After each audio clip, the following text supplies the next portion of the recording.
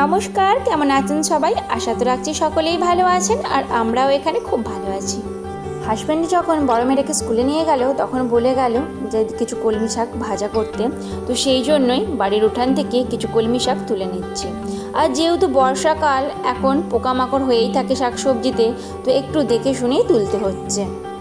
বাড়ির উঠানের মধ্যে হয়েছে বলে সেই অনুযায়ী কিন্তু পোকা হয়নি, এরকম একটা আধটা পাতাতে দেখলাম পোকা ধরেছে। তবে যে এটা খুব পরিমাণে যে পোকা ধরেছে সেটা বলবো না, ওই খাওয়া যাবে ঠিক এই রকম। দেখুন, এই মাঝে মধ্যে একটা আধটা পাতাতে আছে, সেই পাতাগুলো ফেলে দিতে হবে।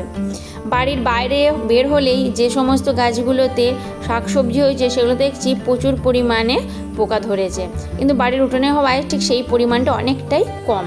এখানে আমার শাক তোলাটাও হয়ে গেল, আর বাড়ির উঠানেই যেহেতু আছে, মেয়েটাও এখন ঘুমাচ্ছে, ভাবলাম একদম সকালেই আগে শাকগুলো তুলে নিই, তারপরে অন্যান্য কাজকর্মে নিপুণ হব আর কি। এদিকে শাকগুলো আমার তোলা হয়েই গেছে, আর ছোটো মেয়েটারও গোলার আওয়াজ পাচ্ছি, মনে হয় ঘুম থেকে উঠে পড়েছে। বাইরে থেকে একটু কান্নার আওয়াজ পেলাম, বুঝতেই পারলাম উঠে পড়েছে। কি হয়েছে? ঘুম থেকে উঠলে এই ধারে চলে আসবে, আর এসে কান্না করলেই বুঝতে পারি যে উঠে পড়েছে।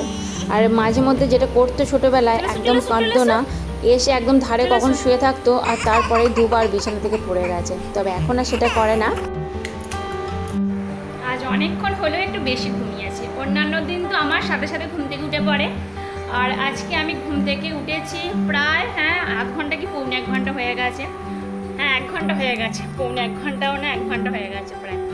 আর ওর দিদি স্কুলে চলে গেল, এখনো কাটেনি। টিফিন বানালাম, সমস্ত কিছুই করলাম, আর আমি ভাবলাম বোধহয় উঠে পড়বে। তারপর বাসি যা কিছু কাজকর্ম ছিল সেগুলো টুকটাক সারলাম, শাকগুলো তুললাম, সেটাও দেখলেন। আর এরই মধ্যে চাও বানিয়ে নিয়েছি, এর খাবারটাও রেডি করে রেখেছি। ঘুম থেকে উঠলে কিন্তু বোঝাই যায় না যে কোথা দিয়ে সময় চলে যায়, আর যদি একটু ঘুমায় তাহলে আমার কত কাজ হয়ে যায় তার কোনো ঠিক নেই। তো চলুন ভিডিওটি কন্টিনিউ করা যাক, আশা তো রাখছি আপনাদের ভালো লাগবে। এর পরবর্তীতে রান্নাঘরে চলে এলাম, আগে ছোটো মেয়েটার খাবারটাই বসিয়ে দিই। এখানে 2 রকম ডাল ভিজিয়ে রেখেছিলাম প্রায় আধ ঘন্টা আগে, আর এখানে আজকে সবজির মধ্যে নিয়েছি ঢ্যাঁড়স, রাঙা আলু, পেঁপে আর গাজর। এর মধ্যে অ্যাড করে দিচ্ছি হলুদ আর লবণ। তার সাথে আমি মাঝে মধ্যেই কিন্তু তেল বা ঘি অ্যাড করে থাকি। আর এখানে যেহেতু আমাদের আগেই ভাতটা হয়ে যায়, তো এখানে ভাত আর একটু ফ্যান দিয়ে দিলাম। এরপর একটু সিটি দিয়ে দেবো, তাহলে ভাতটা আমাদের তো একটু শক্ত পরিমাণ থাকে, কিন্তু ওটা খেতে পারবে না, আর হজমেরও প্রবলেম হবে। তো সেই জন্য আর কি একটু বেশি পরিমাণে সেদ্ধ করে নেব। এখানে আলু ভাজি করছি, আর তার সাথে একটু শাক ভাজা করে নিচ্ছি। ডালটা তো অবশ্যই করব। ডালটা আমাদের না হলেও হয়তো হয়, কিন্তু বড় মেয়েটার জন্য একটু ডাল করতেই হয়। আর আজকে ভাবলাম একটু মুগের ডালই করি, অনেক দিন হলো মসুর ডাল হচ্ছে। আজকে আপনাদের সাথে শেয়ার করব চটজলদি হয়ে যাবে ঠিক এই রকম একটা নাস্তা রেসিপি। এটা কিন্তু আপনারা আপনাদের বেবিদের টিফিনেও দিতে পারেন। এদিকে কলমি শাকগুলো যে তুলেছিলাম, কলমি শাক ভাজা আর পটল ভাজাটা করে নিয়েছি, আর এদিকে মাছটা বসিয়ে দিয়েছি। মাছের এদিকে ঝালটা করে নেব, তার সাথে ঢ্যাঁড়স আলু দিয়ে কুঁচো চিংড়ির ঝাল করে নেব।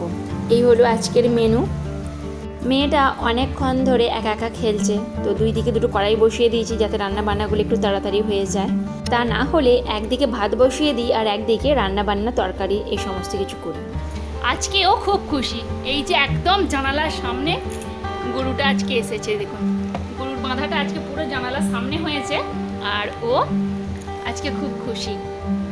সকাল থেকে বেশিরভাগ টাইমটাই আজকে জানালার কাছেই কাটিয়েছে, আর একটু বসে আছে। আর ওর বাবা না হলে আমাকে একটু করে চায় আর কি। আর বিছানায় রেখে তো একেবারে যেতে পারি না, তো এখানে বসে বসে ও গরু দেখছে, মাঝে মধ্যে ঠান্ডা খেলনা দিচ্ছি, খেলছে, আবার একবার হুঁ করছে, তখন একটু কোলে নিতে হচ্ছে। এই দেখুন, এইভাবেও বসে বসে আজকে গরুটা দেখছে। মাম্মাম, ও মাম্মাম, হাম্বা কই? হাম্বা, হাম্বা কই? হাম্বা কেমন করে? হাম্বা কেমন করে?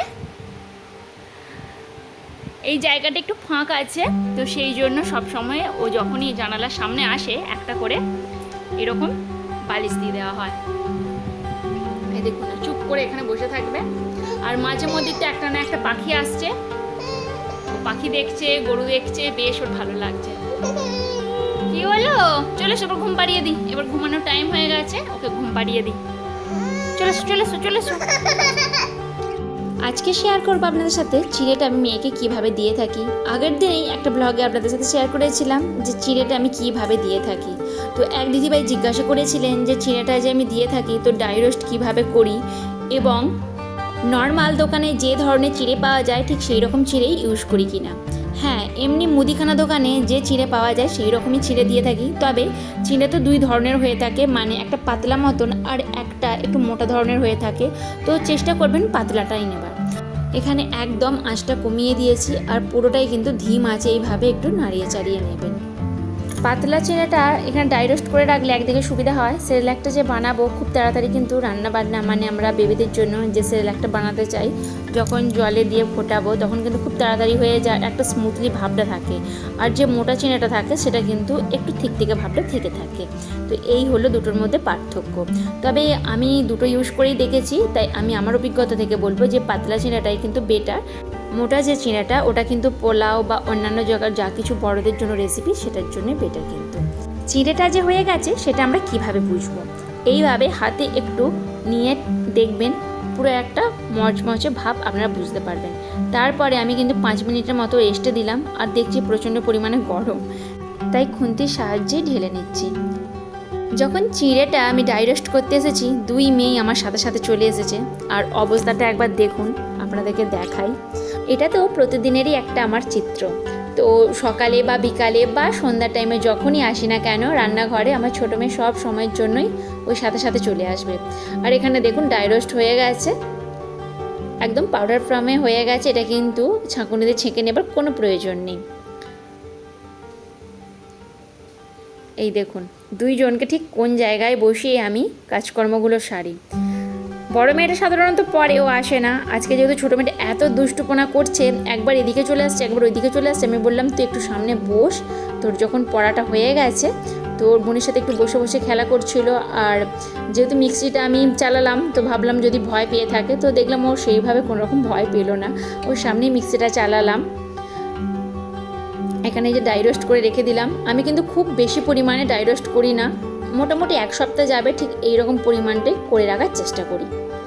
এখানে দেখুন আমি যেভাবে চিড়েটা দিয়ে রাখি দুটো পরিমাণে নিলাম আমি এখানে খেজুর। আর যদি সকালের দিকে দিয়ে থাকি তাহলে কিন্তু আমি কখনো কখনো এখানে ব্যানানাও ইউজ করে থাকি। এখানে প্রথমে জলটা গরম বসিয়ে দিয়েছিলাম, তারপরে জলটা গরম হতে এখানে দিয়ে দিলাম 1 চামচ পরিমাণ চিড়েটা। এখানে আমরা যে ঘরে তৈরি করে রাখি ড্রাই ফ্রুটস পাউডারটা সেটা এখানে ইউজ করতে পারেন। তবে আমার মেয়ের যেহেতু এই কদিন পেটের সমস্যাটা হচ্ছিল তাই আমি এখানে কোনো রকম অ্যাড করছি না। তবে আপনারা যদি এটা আরও টেস্টি এবং হেলদি করতে চান তাহলে আমন্ড বাদাম, কাজু বাদাম এবং আখরোট বাদাম অ্যাড করতে পারেন। আমি প্রথমে যে খেজুরটা ভিজে রেখেছিলাম সেটাই ছাঁকুনি দিয়ে একটু পিষে দিয়েছি। দুষ্টুমির কাণ্ড দেখুন। তবে হ্যাঁ, এখানে হয়তো আপনাদের অনেকেরই চিন্তাভাবনা আসতে পারে যে আমি যখন চিড়াটা ড্রাই রোস্ট করছিলাম তখন তো দেখলাম রাত্রির বেলা, আর এখন যে দেখাচ্ছি আবারও সকাল হয়ে গেল কি করে। তো যখন ড্রাই রোস্টটা করেছিলাম ওটা আগের দিন রাতেই আমি ড্রাই রোস্টটা করেছিলাম। তো চিড়াটা কীভাবে ড্রাই রোস্ট করি এবং কী পদ্ধতিতে করি তার জন্য কিছু কথাবার্তা আপনাদের সাথে বলবো বলেই ড্রাই রোস্টটা যে করেছিলাম সেই ভিডিওটাই আপনাদের সাথে শেয়ার করলাম। এখনও নতুন খেলা শিখেছে, ও দিদির থেকে রাবারটা নিয়ে নেবে আর ছোট ছোট যত পেন্সিল থাকবে সমস্ত রকম পেন্সিলগুলো নিয়ে আর রাবারটাতে এইভাবে দেখুন ফুটো করবে। চলুন এখানে আজকে আপনাদের সাথে শেয়ার করি একটা হেলদি রেসিপি, যেটা আপনারা আপনাদের বেবিদের অবশ্যই বানিয়ে দিতে পারেন। এছাড়াও চটজলদি নাস্তা হিসাবে আপনারা কিন্তু এটা অবশ্যই বাড়িতেও বড় থেকে ছোট সকলেই খেতে পারেন। আমি এখানে নিয়েছি পেঁয়াজ, কাঁচা লঙ্কা, টক দই আর এই নিয়েছি ওটস। আমার ছোটো মেয়েকে যেই ওটসটা আমি দিয়ে থাকি সেই ওটসটাই এখানে নিয়েছি। আর এখানে নিয়েছি একটা ডিম, আর এখানে গাজর বা ক্যাপসিকামও ইউজ করতে পারেন। এখানে দিয়ে দিলাম সামান্য পরিমাণের লবণ।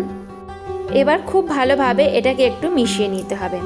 আর এটা সত্যি বলতে কি আমার বড় মেয়ে যেমন খেতে খুবই ভালোবাসে, মানে স্কুলে টিফিনে তো এখন প্রায় দিন এটা করে দিই, আর তার সাথে সাথে কিন্তু বাড়িতেও আমরা যখন তখন এটা করে খাই। আর এটা সত্যি এতটা টেস্টি হয়, আর এটা খেলে কিন্তু পেটটাও অনেকক্ষণ একদম ভরপুর থাকে। তো এখানে আমি দিয়ে দিলাম একটু বাটার, আর তার সাথে 1 চামচ পরিমাণ সাদা তেলও অ্যাড করে দিয়েছি। এবারে চামচ দিয়ে একটু এইভাবে একটু চেপে দিতে হবে, আর ঢাকনাটা দিয়ে 2 মিনিটের মতন রেখে দিতে হবে। কিছুক্ষণ পর খুলে দেখবেন কতটা সুস্বাদু পরিমাণে খেতে হয়েছে। তবে হ্যাঁ, এপিট ওপিট করে একটু উল্টে দিতে হবে। 2 মিনিট পর দেখুন কতটা ফুলে উঠেছে। এর উপর দিয়ে আপনারা গ্রেট করে দিতে পারেন চিজ, বাড়িতে চিজ আছে, কিন্তু এই যে গ্রেট করে যদি এখন চিজটা দিই আর বড় মেয়েটা খাবে না, তো সেই জন্য আর কি চিজটা দিলাম না। আগের দিন এক দিদিভাই কমেন্ট করেছিলেন যে আপনার 3 বছরের একটা মেয়ে আছে, তো সকাল থেকে রাত পর্যন্ত কি কি ধরনের খাবার দিতে পারেন। তো সেই অনুযায়ী বলবো যে আমার বড় মেয়ে যখন 3 বছর ছিল, ওকে কিন্তু আমি সাধারণত ঘরের তৈরি খাবারই দিয়ে থাকতাম। মানে আমরা সকাল থেকে রাত পর্যন্ত যা যা খেতাম ওকে ঠিক সেই ধরনেরই খাবার দিতাম, এক্সট্রা করে কোনো কিছুই দিতাম না। শুধুমাত্র একবার দিতাম দুধটা, সন্ধ্যার দিকে বা বিকালের দিকে ওকে একবার করে দুধটা দিতাম। আদারওয়াইজ যেমন আমরা খাওয়া দাওয়া করতাম ঠিক সেই রকমই কিন্তু খাওয়া দাওয়া করতাম।